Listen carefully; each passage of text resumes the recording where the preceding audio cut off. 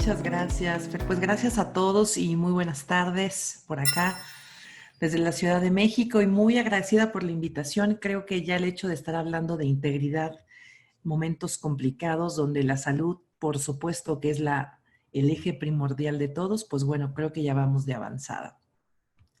Quiero contarles un par de conceptos esta tarde y me va a encantar poder leer también sus mensajes acá en el chat. Y de nueva cuenta, agradeciendo esta invitación, les quiero pues contar el tema de esta tarde es la integridad y la ética en las familias empresarias. Creo que gran foco del que siempre tenemos hablando de la familia empresaria es el tema de la productividad. Buscar que se haga institucional esta organización y que logre sus objetivos en un corto, mediano y largo plazo, que trascienda y que llegue a otras metas. Sin embargo, creo que siempre este enfoque de la productividad que me parece a mí que es el eje conductor de todo esto, también creo que hay un tercer elemento, o en algunos puntos le han llamado el tercer eje, que tiene que ver con el cómo hacemos las cosas. Así que hablaremos de integridad y ética como este tercer eje, como el cómo estamos haciendo las cosas. No solo qué hacemos, sino cómo lo hacemos. La integridad y ética como eje conductor de la calidad y del fondo de las cosas. Bueno, dejo por acá un poco mi trayectoria. Soy pues mexicana, abogada y fiel creyente que la integridad ética en los negocios nos permite no solo lograr la efectividad, la eficiencia, la calidad, sino generar ahora un elemento que cada vez tiene mayor importancia, mayor impacto, mayor complicación de manejar de manera exitosa y tiene que ver con la reputación, con el cuidado de tu imagen. Hablando de estas empresas, familias empresarias, lo que queremos lograr también es este cuidado incluso de la reputación, de la imagen que están dando. Finalmente, las grandes corporaciones hoy observamos que con un escándalo incluso a veces de redes sociales pueden tener un impacto no solo en términos de marketing o medios, sino incluso financiero. Así es que hacer compliance tiene que ver con esto y permítanme irles contando un poco más de qué se tratará. La intención de esta tarde será hablar de integridad y ética, como ya hemos dicho, pero de un concepto desde cumplimiento. Y quisiera contarles, antes de entrar al concepto del cumplimiento y de la integridad, creo que algo importante es saber dónde estamos. Contarles un poco como novela que compliance es un elemento que surge hace más de 40 años en Estados Unidos con la óptica de generar un programa que establezca lineamientos de cumplimiento no solo legal, sino también financiero, operativo y que mitigue riesgos incluso reputacionales. Surgió hace más de 40 años y ahora en nuestros países cada vez es una materia mucho más firme, necesaria y en algunos también obligatoria. Concretamente ya sea Colombia, Chile y México, esto ya es obligatorio también, contar con el programas y establecimiento de lineamientos que mitiguen riesgos legales, reputacionales y financieros. Pero ¿dónde estamos? Es la gran pregunta. Quisiera compartir en nuestra fuente es de 2019, publicada este año 2020, después de este barómetro global de corrupción, se identifica en Latinoamérica y Caribe que 1 de cada 5 personas aceptan haber sobornado a oficiales de gobierno. Y en México, perdónenme que haga este zoom específico, pero en México, 1 de cada 3. Resulta que contando un poquito como de historia, en Estados Unidos, cuando surge compliance como este programa de cumplimiento, nace con la intención firme de regular y evitar actos de corrupción. Y pues resulta que cuando estudiamos esta encuesta del Barómetro Global, nos damos cuenta que está más cerca de lo que pensamos. Normalmente hablar de corrupción en nuestros países parecería un deporte nacional porque se vuelve una queja de nuestro gobierno. Y es típico el de, claro, este es más corrupto que este otro, por lo que están robando, por tal. Y quisiera que la óptica de nuestra conversación esta tarde no fuera de la cara o la óptica del gobierno, porque me parece que es dar una vuelta que nunca termina. Quisiera que habláramos de nosotros, de lo que hacemos nosotros desde nuestras empresas, del tamaño que ésta sea. Y otra vez, no solamente con gobierno, sino del día a día, de la calidad de nuestras operaciones. Después de esta encuesta global que se hizo durante 2019, se publicó este año, pues lo que nos deja claro es que sí que es muy cercano a nosotros el tema de corrupción, otra vez no nada más desde el político corrupto, sino del día a día. Cuando se le preguntó a esta gente por qué sobornaba, el 60%, 62% dijo que estaba sobornando para evitar multas, para evitar una sanción administrativa. Incluso también se le pregunta a este grupo por qué dan dinero y si sienten culpa. Y este grupo lo que dice es que no siente culpa, que al contrario, se siente bien, porque ha dado dinero a un grupo que gana muy poco salario. Entonces parecería que los actos de soborno a oficiales de gobierno se vuelven a veces hasta un dejo de gratitud, pero sobre todo de responsabilidad social, diciendo, bueno, ganan tan poco, pues al menos lo que yo les di les ayuda para su familia, o algún otro dice por ahí, creo que nunca se van de vacaciones, me parece que el hecho de que yo les dé un poco de dinero, pues también les puede aminorar su pena. Y ojo, no estoy diciendo con esto que no vayamos a esta parte de generosidad, lo que quiero decir es que estamos racionalizando de forma que hacemos positivo un acto que incluso es un delito.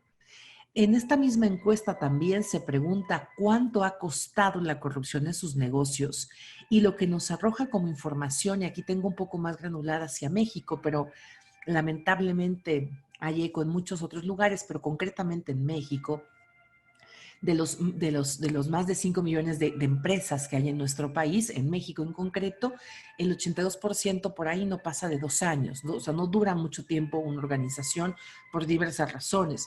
Pero estas empresas que le llamamos las PYME, que son empresas pequeñas de menos de 100 empleados, nos están diciendo en estas encuestas que al menos el 30% de su presupuesto lo están destinando para prácticas que tienen que ver con algo indebido, como comidas, viajes, sobornos de manera directa, regalitos.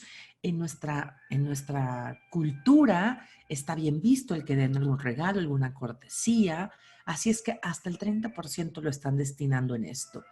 Con esto me parece que dejamos de manifiesto que la corrupción es un mal, es una situación que existe, no solamente como queja el gobierno, la verdad es que también nosotros lo hacemos, también lo buscamos.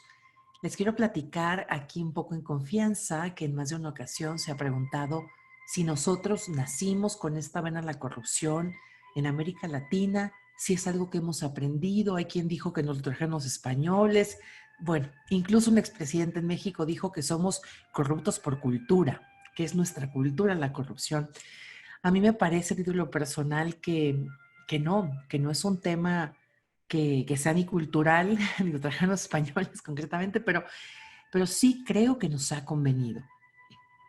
Se escucha fatal este comentario, pero sí que nos ha convenido. Cuando no obtienes tu permiso actualizado, cuando no sacas los trámites en tiempo, cuando no planeas todos los pasos, la corrupción se vuelve este comodín que permite ocultar estas malas decisiones, esta no planeación, y entonces que tu producto salga, que tu permiso se obtenga. Incluso es muy natural y muy común que aunque nos escandalicemos por temas que el propio gobierno o que algún estado ha cometido, sí que cuando algo te falta, sí que cuando algo no está, inmediatamente empiezas a buscar a gente conocida, familia, amigos que te ayuden en este proceso express para que no hagas esta fila inmensa ni todos estos procesos. Así que la corrupción creo yo que nos ha convenido y también es un deseo y es una decisión, es una forma de vida. La verdad que esta parte de planear, de hacer todos los pasos debidos, toma tiempo, toma estructura y no todo el mundo quiere estar ahí. Muchos han querido que el éxito salga como generación espontánea, sin pensar ni planear con mucho tiempo. Entonces, pues bueno, les traigo un poco estos datos de dónde estamos hoy. En concreto, en México para 2019, únicamente de los pagos para evitar sanciones fueron 12,770 millones de pesos. Así es que estamos hablando de montos que estiman por lo menos, solo para dar una proporción de este monto, porque puede ser o mucho o muy poco, dependiendo del contexto, este monto que se pagó por costos que tienen que ver con corrupción equivale al presupuesto que México ha destinado. A mí dicen que no se ve la presentación. Ahora veo, Rolando. Yo sí la veo, ¿eh? Sí, quizás sea como un tema de tu compu. Yo No, la sí se veo. ve bien. La presentación sí se ve. Ok, gracias. Gracias, Gabriela, también. Y Mayra, muchas gracias. Solo para dar un poco, quizás a tu computadora, Rolando, bueno, pues no te la mandamos también. Solo para dar proporción a este monto, decirles que este es el presupuesto que México ha destinado para temas de medio ambiente. Así es que, imagínense ustedes, es el presupuesto destinado y es lo que se ha gastado la iniciativa privada en temas de pago por actos de corrupción. Así es que la corrupción nos está dejando afectaciones, otra vez, ya lo vimos ahora mismo, económicas, pero si viéramos todos los escándalos que también están pasando, creo que nos dejan incluso mal en términos de imagen. Y bueno, solo para cerrar en términos estadísticos de este mismo barómetro, el 53% de los mexicanos pues pensamos que en 2019 la corrupción incrementó. Pero entonces, como les decía un poquito contando de historia, esta parte de contar con un programa de integridad corporativa tiene ya más de 44 años, surge en el 77 en Estados Unidos, con la publicación de una ley, la primera extraterritorial, que se llama FCPA.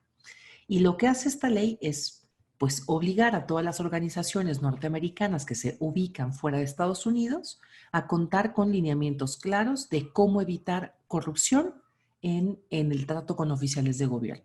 Esto ha ido creciendo muchísimo, ha ido cambiando, surgieron más leyes, tanto el Reino Unido, Brasil, México, Chile, Colombia, Argentina, y ha ido cambiando, sobre todo ha tenido más estructura, de tal suerte que ahora ya es una obligación, como decían la mayoría de ellos. Así es que, pues bueno, yo agradezco la invitación para contarles cuáles son los pasos que debiéramos tener en este programa de integridad. Me interesa mucho que de esta sesión ustedes se lleven los pasos claros de cómo empezar un programa de integridad en su empresa, en la que tengan, sin importar el tamaño, sin importar el presupuesto, porque creo que al final del día, el cuidar tanto por un lado las arcas, por la parte financiera, como por otro el cumplimiento, el contar con el debido control en tu organización, así también como el tema reputacional, a todas nos importa. Vamos, no tiene que ver con el tamaño de la organización. Hace unos años hablar de esta palabrita compliance era únicamente para empresas transnacionales, estas globales que tenían un presupuesto gigante o que cotizaban en la bolsa. Entonces sí, ellos se preocupaban. Hoy día no importa el tamaño. Yo les quiero contar que en la experiencia he trabajado con empresas pymes, empresas que empiezan como empresa familiar para volverse una familia empresaria y que no tienen presupuesto, pero que realmente buscan genuinamente lograr transmitir los valores. Y es que yo les preguntaría, si o no conservamos los amigos después de mucho tiempo, más que con aquellos que tengamos los mayores recuerdos, pero bueno, sí, con otros realmente y con la mayoría con los que continuamos amistades de muchos años, son con aquellos con los que nos identificamos. Y la identificación tiene que ver con los valores, tiene que ver con el concepto de lo que a ti te mueve, no qué quieres lograr, sino para qué lo quieres lograr. Y la pregunta sería si es lo mismo cumplir que compliance. Y cuando iniciaba les decía que la integridad tiene este tercer eje, es decir, que nos interesa cumplir con todas las leyes, que nos interesa cumplir con una meta financiera u un objetivo operativo eh, o estos KPIs, ¿no? Pero lo importante es el qué. El cómo logramos esto es este tercer eje, es este tercer elemento, el cómo logro esos objetivos. En 1986, Peter Drucker, que es conocido actualmente como uno de los padres del liderazgo moderno, escribía que las mejores empresas y las que van a lograr sus objetivos son aquellas que son responsables socialmente. Pero él no se refería a plantar arbolitos, no, él se refería a estas organizaciones que tenían valores bien definidos, objetivos y métricas, seguimiento particular, pero sobre todo que medían el desempeño. Cuando hablamos de medir el desempeño, nos referimos no únicamente a cuántas veces cerraste una venta. Otra vez, recordemos que ese era como el concepto anterior. No, actualmente es cómo cerraste esta venta. ¿Tuviste que recurrir a una mordida, a un pago, a un regalo, a una invitación? ¿Qué hiciste? ¿Cómo la cerraste? ¿Cómo llegaste a permear este mensaje con el cliente? El cómo es este tercer eje. Así es que yo quisiera desde ahora, cuando hablemos de integridad en los negocios, en nuestras familias empresarias, hablar del cómo logré las cosas. No solo qué logré, sino cómo lo logré. Así es que no es lo mismo cumplir que compliance, porque compliance es un sistema de gestión. Hacia 1986 se hablaba ya de este sistema de gestión como aquellos de calidad, como un sistema de mejora continua que previene riesgos. Compliance previene riesgos en la organización de incumplimiento, controla, reeduca, vigila y acompaña un concepto que nos debería mover a todos, digamos como un paso hacia futuro, como un paso para consistencia.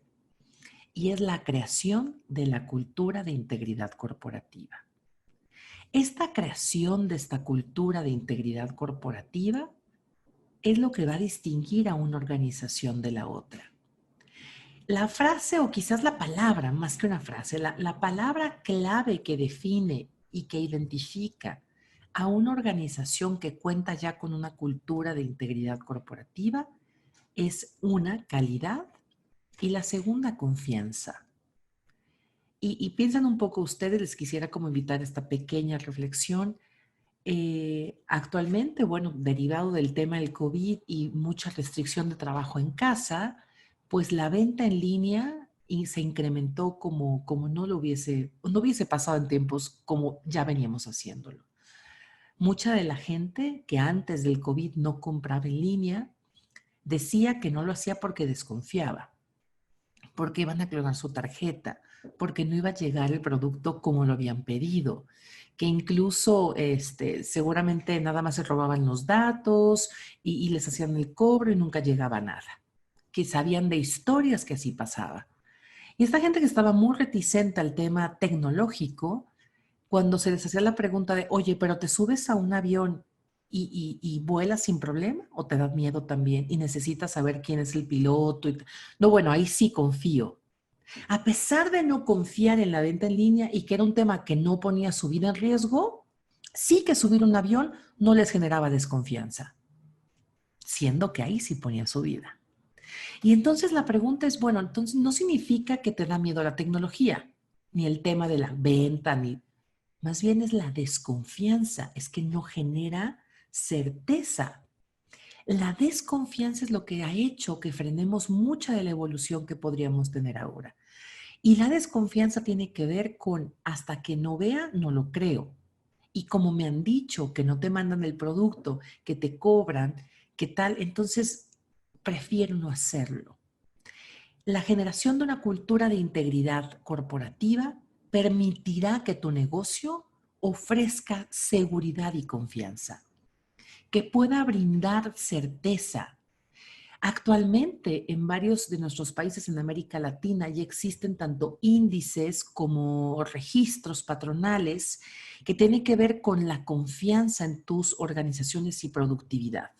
De hecho, les cuento que en México, de acuerdo al nuevo Tratado de Libre Comercio, TEMEC, pues ya existe también un capítulo que solamente habla de anticorrupción, el capítulo 27, entonces, y 25 para temas también de desempeño. Entonces, concretamente hablando, la generación de la cultura de integridad nos generará confianza, calidad y larga vida para nuestro negocio.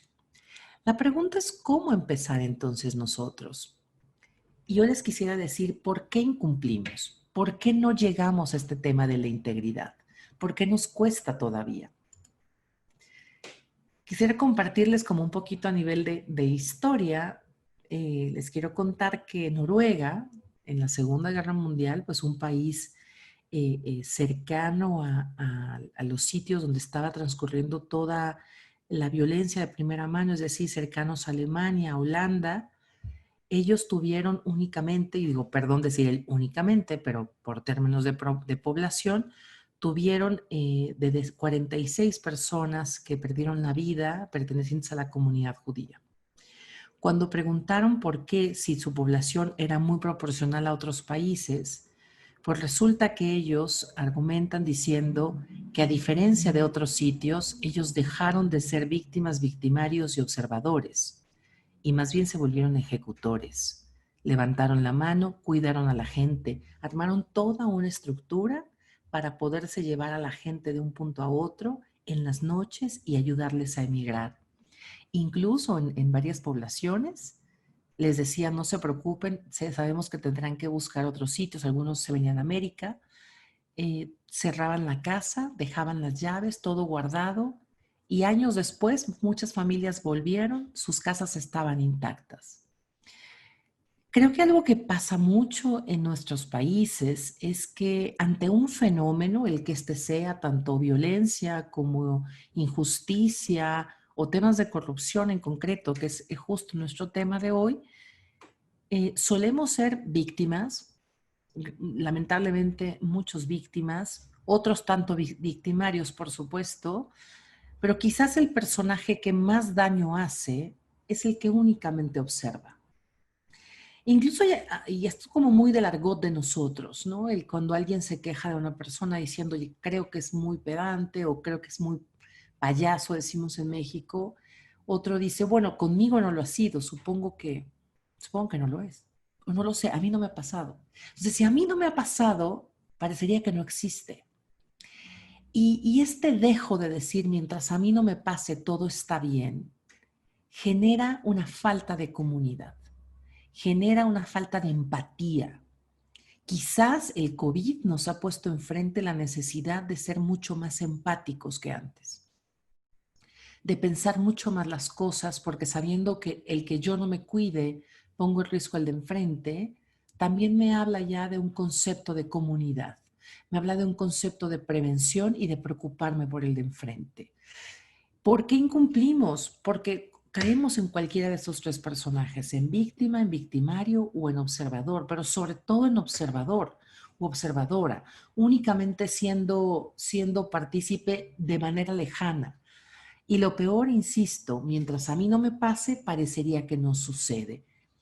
Dicho lo anterior, en tu organización, en tu empresa, del tamaño que ésta sea otra vez, si quieres este cambio del cómo hacer las cosas, tendrás que implementar un programa de integridad. Podría ser que tú digas, yo nunca he sido víctima, yo tampoco es que doy dinero, así es que bueno, me parece que a mí no me aplica. No, es que a todos nos aplica.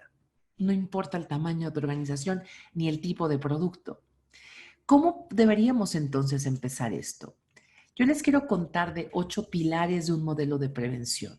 Y los platicaremos rápido también. Sé que cuento con poco tiempo, tampoco me quiero ir muy larga y sé que se ven 8 y pienso esto es demasiado, ¿no? Y les quiero ir contando, esto es como, digamos, la parte documental, la parte dura, pero quiero irles contando un poco cómo sucede cada uno en estos próximos 15 minutos. Y por favor, otra vez de nueva cuenta, cualquier comentario yo estaré. Ah, qué bueno que ya alguien está viendo la presentación, Rolando. Muy bien. Bueno, pues todo inicia en el diseño de este programa de integridad, primero identificando los riesgos que tiene tu empresa. ¿Qué riesgos tiene? De incumplimiento, de control, riesgo reputacional.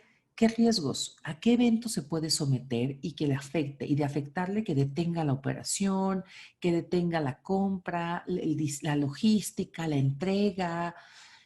Algo que yo les paso como un tip y que de verdad ayuda muchísimo es sienta, de verdad haz una sesión, bueno, ahora virtual probablemente, a los integrantes de tu equipo y pregúntales qué evento de suceder detendría su operación o su actividad. Y alguien te va a decir, bueno, en mi caso, como yo soy la que lleva la parte de entrega de los paquetes del producto, pues detendría mi operación el que haya una inundación, tráfico, un tema climático, y entonces empiezan a listar todos los eventos que de suceder detendrían tu operación. Y así te vas con cada uno de los integrantes. Es más, o les puedes hacer la pregunta y les dejas como la tarea y después se ven días más tarde de, cuéntame, ¿qué encontraste? Más tarde, cuando todo el mundo haya vertido el de, pues mi negocio o mi operación se pararía si esto pasa, más adelante hay que ver con qué probabilidad esto puede pasar. Si alguien dice, bueno, si hay una inundación, pues qué tan probable es que se inunde, por ejemplo, en la Ciudad de México. Pues es muy probable, porque se ha inundado en los últimos 6 meses 5 veces. Ah, entonces sí es probable. Hay una disculpa, me quedé. No. Pues sí es muy probable que se inunde entonces, ¿no? Ay, ¿me escuchan? Creo que me estoy perdiendo. Es muy probable que se inunde entonces. Bueno, y si es muy probable, ¿sí me escuché, Andrés? Sí, se escucha muy bien, Adriana, ahora. Muy bien. Gracias, gracias, Andrés. Entonces sí, sí que es muy probable que se inunde. Bueno, y de inundarse, ¿cuál sería el impacto? ¿Impacto económico, operacional, alguna sanción, alguna cláusula por ahí contractual con tu cliente que te pondría una multa? Entonces, después de todo mundo listar qué pasaría, o sea, qué tipo de eventos frenan tu operación, veamos la probabilidad. Veamos la probabilidad. Y 3, el impacto. De suceder, ¿qué impactos habría? Hay quien dice, bueno, habría impacto económico, impacto, Adriana, pues seguramente quedaríamos mal con el cliente. Entonces es un impacto probablemente de temas de atención con cliente, de reputación, o habría un impacto de sanciones administrativas por la autoridad. Entonces vamos listando todo esto y eso se genera y se llama, digo, es como un poco más detalle, pero de manera muy general, es un mapa de riesgos. La idea de todo esto es por primera vez poner en blanco y negro lo que podría pasar en tu negocio, que detendría la operación, que puede llevarte a una multa, qué tan probable y qué impacto tendría. Y de pronto ahí te das cuenta, después de toda esta lista de actividades, que te quedas con 3 o 4 que dices, me estoy dando cuenta que estas sí que son riesgos altos. Yo les quiero platicar en la experiencia con clientes y con aparte empresas que están pymes, que van empezando y que también ayudamos en un programa pro bono que tenemos en la firma, que un riesgo muy alto que ha sido muy repetido últimamente tiene que ver con el tema de tecnologías que muchos dijeron, no trabajábamos home office, no trabajábamos desde casa y no teníamos documentos en la nube, teníamos todo impreso por ahí en un cajón. Entonces, de pronto este riesgo pues ahora es mucho más latente, tanto de escanear documentos como tener la nube, como tener más seguridad en línea, porque por ahí un cliente dijo, bueno, yo perdí todo y de pronto mi cliente pues no me podía, no le podía yo dar servicio. Entonces no podemos permitirnos eso. Así es que todo empieza por ahí, identificar dónde están los peligros para tu organización. Y después yo les diría, como buena familia, pensando siempre como papá, mamá, un poco los hijos, la familia como esté orquestada, todos contamos con reglas del juego. ¿A qué hora llego? ¿A qué hora me voy? El presupuesto que tengo para gastos y todo eso se traduce en valores. Un código de conducta que debe tener tu empresa no es más que el listado de estos valores, estos acuerdos a los que llegamos de cómo debemos conducirnos. Otra vez les invito a que en esta misma reunión, después de haber puesto todos estos peligros y riesgos a los que tu empresa se puede enfrentar, también definan entre todos ustedes al menos los 3 valores que van a regir tu empresa. Y comprométete con esto. ¿Cuál es el valor número 1? Muy comúnmente es los clientes. Mi cliente es el número 1, es el centro de mis operaciones. Bueno, si todos acuerdan que su valor supremo es la atención al cliente, nada de que alguien no conteste una nota 10 de la noche. ¿No que tu cliente es lo más importante? Pero te digo, bueno, no, creo que lo más importante somos nosotros, somos el equipo, somos la familia. Bueno, entonces la familia es el número 1. 2, la comunicación. 3, el respeto. Estos valores deben estar escritos. Y es muy respetable lo que diré ahora, pero normalmente hay quien dice, bueno, es que los valores son muy personales, es lo que yo tengo, con lo que yo nací, es un poco como mi religión. Lo entiendo perfecto. Pero en una organización Fenómeno que no es medido, no es mejorado. Por tanto, si yo no tengo documentado los valores, no puedo medir que se vayan cumpliendo. No puedo trazar, ni siquiera puedo lograr que todo mundo tengamos estandarizados estos criterios. La personita que va a llegar un día que vas a contratar, tienes que decirle, te cuento, los valores de esta compañía son estos 3, son estos 5. Si esta persona te dice, bueno, es que para mí lo más importante es el medio ambiente, me encanta, lo ponemos como el sexto, pero los primeros 5 no se negocian. Entonces, estos valores tienen que platicarse entre ustedes, estar por escrito y compartir entre todos. Incluso debería ser público. Cada vez más en nuestros países nos piden que incluso en la página web tu código de conducta esté público. Debemos tener también procesos. Yo les cuento como un poco de experiencia en el caso de uno de nuestros clientes, pues bueno, una familia que le había ido de lo más bien en su negocio y una de las tías, su tía Juanita, era la tía la que llevaba la parte de facturación. Nunca nos preguntamos cómo hacía las facturas, ni dónde las guardaba, ni por cuánto tiempo las guardaba, si las borraba o no las borraba, si las enviaba o no las enviaba. Y un día la tía Juanita lamentablemente pues tuvo un inconveniente, no se presentó a trabajar y dijo que no volvía. Y resulta que nadie de la organización sabía cómo facturar, ¿no? La gente confiaba en ojos cerrados con la tía Juanita. Así es que esto les deja de enseñanza que los procesos deben estar documentados, los procedimientos. Cosa distinta hubiese sido si la tía Juanita tuviera un pequeñito manual de 5 o 6 cuartillas donde dijera, todas las facturas salen de esta cuenta, con esta nota, se guardan aquí, se les manda una copia a fulanito, se eliminan cada 7 años o 10 años, qué sé yo, y así llevo el control. Y aquí están, ¿no? Entonces, creo que nadie queremos estar en el fenómeno con la tía Juanita ahí un poco pasando esto, así es que para evitarlo debemos documentar estos procesos. La idea tampoco es caer en documentar todo, ¿no? Vamos, es muy complicado y tal, pero sí que yo me iría a los riesgos, a estos peligros de mi empresa, si yo identifico los top 10, ¿no? Los 10 riesgos más impactantes, o sea, que de pasar con la frecuencia me impactarían más, pues por lo menos serían los 10 que yo documentaría, ¿no? Entonces, por lo menos para empezar. ¿Cómo documentarlos? No tiene que ser tan sofisticado, pero por lo menos pongo en una lista qué hago, cada cuándo, dónde lo guardo y cómo lo elimino. Es como un tip que les paso. Debiéramos evaluar cada tanto, tener un programa de control, de evaluación, de auditoría, tener yo también un proceso en el que alguien más venga y lo verifique. Este tercer ojo, este amigo, este asesor, que venga y lo vigile, que lo acompañe, que lo mida. Sí requerimos ojos externos para esto. Y una parte, digamos, natural de este sistema para que tenga resultado, debemos habilitar a la gente en él.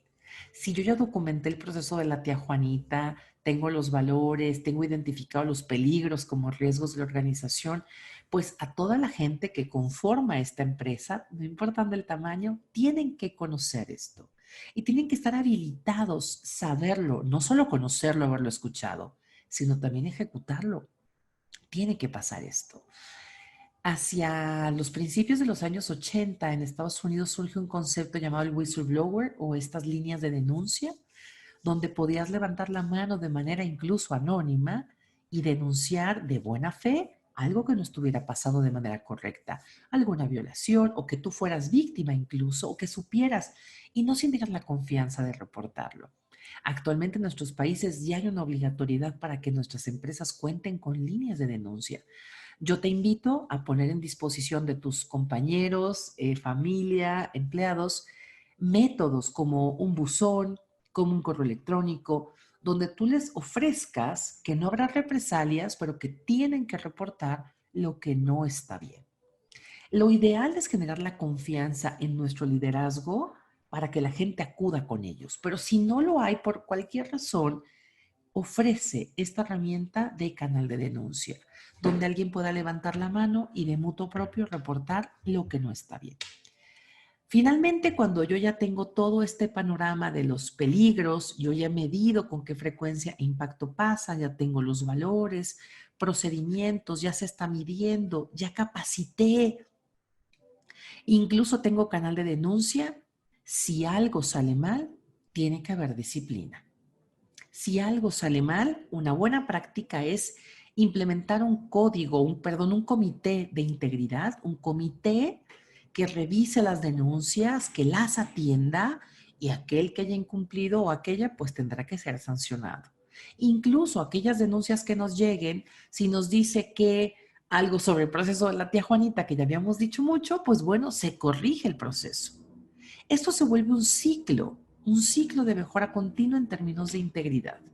Esto que les he puesto enfrente está documentado y forma parte de una ley llamada SAPAN 2 y del UKVA. Son regulaciones internacionales de cara a la integridad.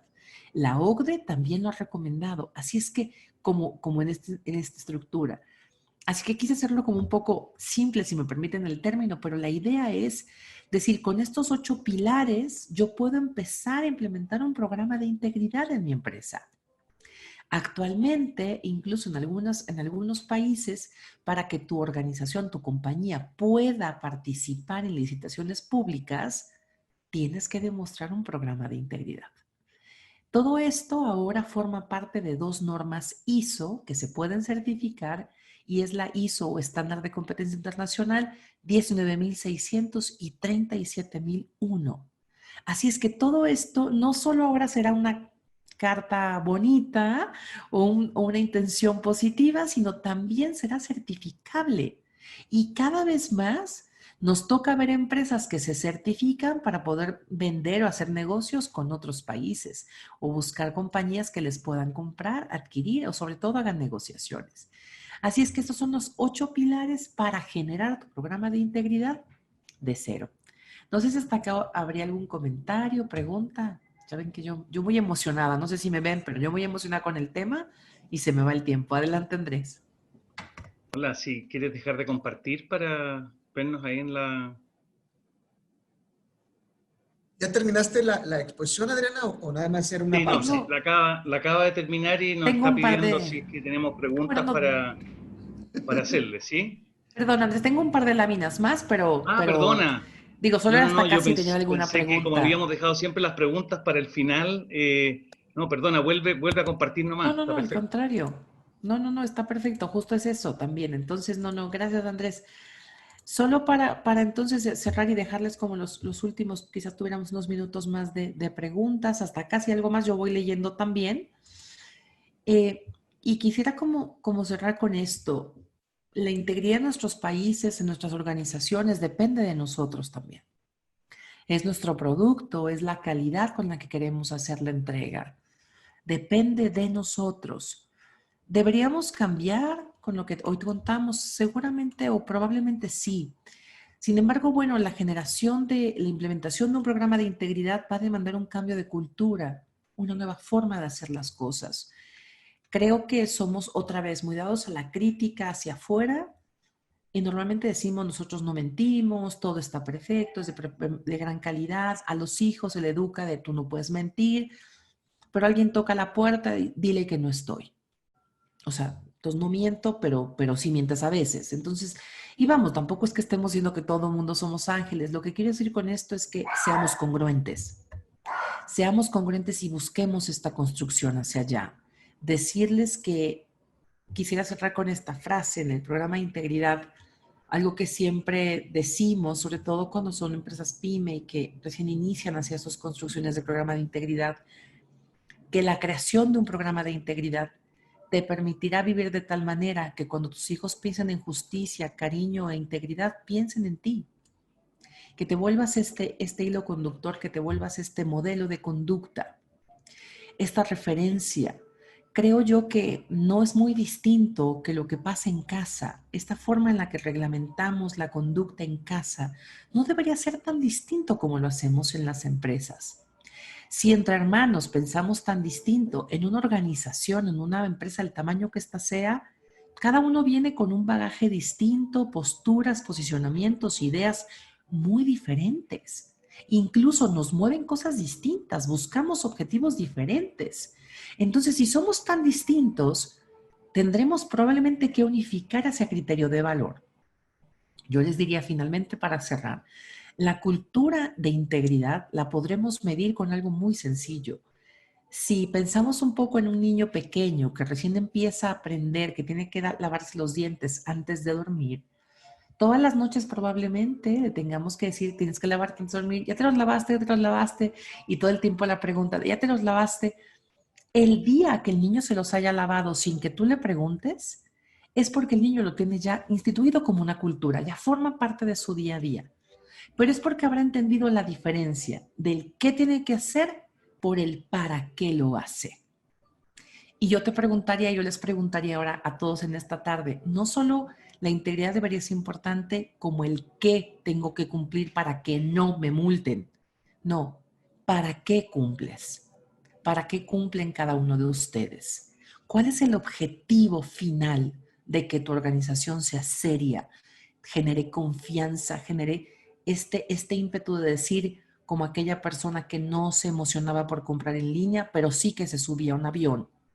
Generar esa confianza que no, ni conoces al piloto, pero igual te subes al capitán e igual te subes al avión. Generar esa confianza en tu empresa. ¿Para qué lo haces? Y un para qué es con el que les dejo en esta frase de cierre. ¿Para qué? Para cuando los hijos, para cuando el legado de la familia piensen en ti, pues piensen en justicia, cariño e integridad. Muchas gracias. Gracias, Andrés. Y atenta a sus preguntas. Muchísimas gracias, Adriana. Qué claridad en tu exposición, como siempre.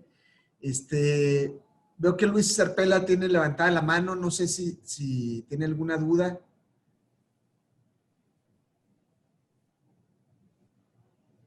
No, entonces la vamos a bajar. Quisiera comentar algo de lo que tú mencionabas ahora que me parece fantástico y la verdad que Iberoamérica, particularmente Latinoamérica, tenemos unas falencias gigantescas, partiendo por el ejemplo que tuviste del niño que no hay que mentir, pero no estoy, o dile que no estoy, eh, y las empresas que de repente tienen que competir contra otras empresas que no cumplen y por lo tanto generan rentabilidades sobre cosas falsas o mentiras o sencillamente contaminar o hacer otras cosas que no están bien hechas. En alguna oportunidad yo estuve con un empresario que me dijo algo que de verdad me dejó resonando y sobre todo porque esto lo pueden hacer particularmente las empresas familiares. Me dijo, nosotros preferimos dejar un punto de rentabilidad en la mesa para poder cumplir con las cosas y hacer las cosas bien, como a nosotros nos parece, de acuerdo a nuestros valores, porque ese punto de rentabilidad en una empresa no familiar puede que haga que quien la dirige, el gerente o quien sea, o el mismo directorio, por tomar ese punto adicional y estar en la competencia del valor de la acción, en la bolsa o lo que sea, de repente entran en este juego de aceptar pequeñas licencias en un comienzo, pero que terminan siendo al final igual, que no están cumpliendo. ¿Y cómo es esto? Gracias, Andrés, por compartirnos esto. ¿Cómo es que creo que nacemos, o bueno, en los negocios con paradigmas muy puntuales? De no importa cómo, yo consigo el contrato, no importa de qué forma, pero logro esta entrega o esta productividad o eficiencia. Y hoy nos estamos dando cuenta, y digo hoy, y no porque antes no lo sea, sino porque la velocidad con lo que se mueve ahora los negocios es otra, es la realidad. Estamos hiperconectados, tanto por redes sociales como en medios, y tanto encierro, tanta nueva normatividad o nueva normalidad, nos acercan muchas fronteras, afortunadamente por otro lado. Y sí creo que ahora más que nunca esta realidad nos enfrenta, nos lo pone cercano, donde acabamos perdiendo congruencia. Las nuevas generaciones, y digo nuevas como millennials y centennials, la realidad es que buscan líderes de quienes se inspiren. Nosotros somos una generación en la que si el jefe venía de malas, llegaba con mal humor, pues te daba lo mismo, decías, bueno, en mi caso como abogado, pues el licenciado viene de malas. Y ya, no decías más, ¿no? Pues el licenciado viene de malas. O un poco a veces las asistentes decían como, hoy no es buen momento para que hables con el licenciado, Adriana viene muy de malas. Y tú pues, te callabas y no pasabas. no preguntabas muchos más temas, había cierta distancia. Actualmente, millennials, centennials son, te preguntan si tu jefe o tu líder es pet friendly, gay friendly, eco friendly, te cuestionan temas hasta personales, o sea, es decir, oye, la licenciada habló que le gustan los toros. O sea, cuando insisto, antes tú agachabas la cabeza y salías de la oficina hasta que el licenciado se iba o la jefa se iba. Bueno, mucho más jefes que jefas, ¿no? Entonces, ahora parecería ser que nos estamos moviendo por aspiración. La gente buscamos modelos aspiracionales. Así que imagínate, estos jefes, y bueno, pues no importa cómo me gano el contrato, aquí lo ganamos porque lo ganamos. No, queremos a alguien que también nos inspire, ¿no? Eso es tan cierto que yo tengo un gran amigo que es Renzo Costa, que se dedica al tema del compliance hace mucho. Él no es abogado y, y ha asesorado a muchas compañías internacionales, chilenas y otras. Y yo en 2 o 3 oportunidades me he metido a este tema con él, la verdad que salió trasquilado, porque digo, sí, pero ¿qué pasa si depende? No, me dice si no depende. O sea, cumples o no cumples, esto es binario. ¿Ah? Porque uno de repente también se pone anestesia y dice, no, pero mira, ¿qué pasa si corremos un poquito esto hacia allá y entramos? Claro, pero lo corriste. O sea, al final le doblaste la mano a la norma y, y, cuesta mucho. La verdad que cuesta, sobre todo en nuestra idiosincrasia latina, donde hemos un poco nacido con el tema de que no cumplimos. Y en cosas muy básicas, desde la casa, esto de la mentira que tú ponías el ejemplo que es tan bueno, hasta en el colegio, la universidad y otras cosas, y después, bueno, termina siendo en el trabajo. Sí, y nos enseña, no sé tú cómo lo veas, Andrés y Fernando, pero incluso a veces desde la educación muy primeros años, parecería que incluso el propio colegio ve bien y califica mejor tareas que los papás hicieron sobre los que los hijos lo hayan hecho. Entonces, parecería que a veces la formación viene desde ahí. No importa 10 para el niño que llegó con un trabajo perfecto que todos sabemos que lo hizo la mamá.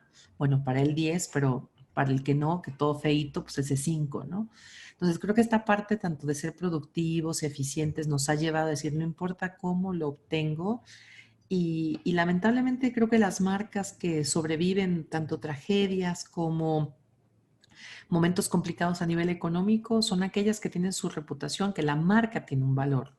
Y compliance, la integridad en las organizaciones, lo que busca es generar valor en tu marca. Muy importante, muy importante. Yo creo que debería ser no solamente las grandes corporaciones, como tú bien mencionas, que pasan de repente momentos muy malos y que son capaces de sobrevivir, sino que tal vez la pequeña empresa, la mediana, la empresa familiar, el pequeño retail, el negocio de la esquina, el kiosco, igual tiene que cumplir. En el fondo, si el cliente le está pagando por un artículo, entregar el artículo bien, si salió malo, devolverle el dinero. O sea, en el fondo el proceso completo que esté lo más limpio posible para que todos podamos confiar, porque al final esto es un tema de confianza. O sea, lo que tú hablabas de los aviones.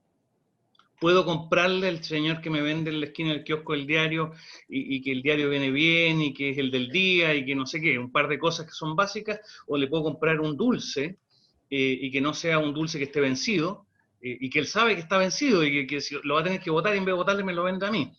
Eh, y así yo me imagino que una serie de cosas. En el caso de los abogados, yo me imagino también que hay una responsabilidad profesional gigantesca, porque si uno viene a pedir una asesoría y no un experto en las leyes, claro, se confía. Es como confiarse en los médicos. Y si el abogado no cumple o puede contar un cuento y al final le cobra igual la factura y uno paga pensando que está bien hecho. Así que el trabajo desde el más básico, creo yo, hasta el más complejo, importante cumplir. Y si uno no cumple porque se equivocó, porque es un error, manifestarlo. Decir, oye, no cumplí con esto, en realidad se me pasó, pero no era una intención y manifestarlo. Sí, Andrés, esto que dices del dulce que ya está pasado y cómo todavía lo vendemos, esta confianza, yo hago mucho énfasis en esto y los invito, bueno, publico con mucha frecuencia y todos los martes hago un en vivo ahí en Instagram, pero la idea es esa, es decir, que nos acerquemos a esto y que lo tengamos muy familiar, muy próximo, que no esperemos hasta que llegue esta gran firma y me establezca alineamientos de compliance o esto. No, es que empieza desde nosotros mismos, desde lo que me comprometo. Esto que nos ha dicho Andrés ahora es vital. O sea, si yo checo mi producto, si mi producto no está bien, ¿por qué lo voy a vender? O sea, ¿por qué si ya está pasado? Voy a generar, aparte del malestar, probablemente hasta en salud en el cliente, van a perderme la confianza. La próxima vez ya no van a creer cuando hay descuento, va a decir, no, siempre lo da pasado. Entonces, sí, creo que es generar esta reputación, ¿no? Claro. Adriana, se nos está acabando el tiempo. Muchísimas gracias. Fíjate que parte de lo que hemos intentado hacer, al principio estábamos preocupados con el tema del horario porque, pues, latinoamericanos, iberoamericanos, y no sabíamos cómo íbamos a manejar el tema de los horarios. Y Andrés, que siempre ha llevado muy bien la batuta, dijo, empezamos en punto y terminamos en punto, como debe de ser. Y esto nos ha ayudado muchísimo a poder llevar este maratón, que ha sido, hoy es el segundo día, pero hemos estado transmitiendo en vivo y seguiremos el resto de la semana. Por aquí puse un mensaje para que nos ayuden a compartir a la gente que está interesada en el tema. Pero es esto, la disciplina, la ética, el cumplir lo que tienes que hacer cuando lo tienes que hacer, es el mensaje que nos dejas. Hoy es martes de compliance. Adriana es influencer en el tema, tiene un podcast, tiene sus redes sociales, les recomiendo que la sigan.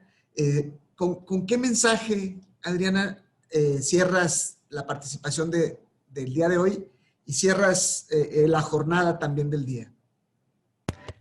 Pues primero agradecerles y felicitarles a los dos por hacer las cosas distintas, por hacer las cosas bien a la primera, y con eso yo cerraría. La integridad de nuestros negocios va a partir cuando a lo que nos comprometamos lo hagamos bien a la primera. ¿Qué pasaría en tu empresa si a partir de mañana la tía Juanita que hace las facturas, el tío Pepe que lleva la distribución, no se equivoca y lo hace bien a la primera? Va a generar confianza, va a ayudarte a disminuir el desperdicio y va a ayudarte mucho más con las finanzas. Pero sobre todo va a generar un ambiente donde yo pongo mi esfuerzo, también tú, y lo hacemos siempre en el mejor de los sentidos. Entonces creo que yo me quedaría con luchar por hacerlo bien a la primera y hacer de la integridad de verdad el apellido del éxito de nuestros negocios. Muchas gracias, Andrés. Gracias, Fernando. Adriana, muchas Gracias gracias. a ti. Muchas gracias. Realmente clarificador y estupendo. Así que, gran tema. Muchas gracias. Muchas Y gracias por gracias. sus comentarios a todos. Gracias.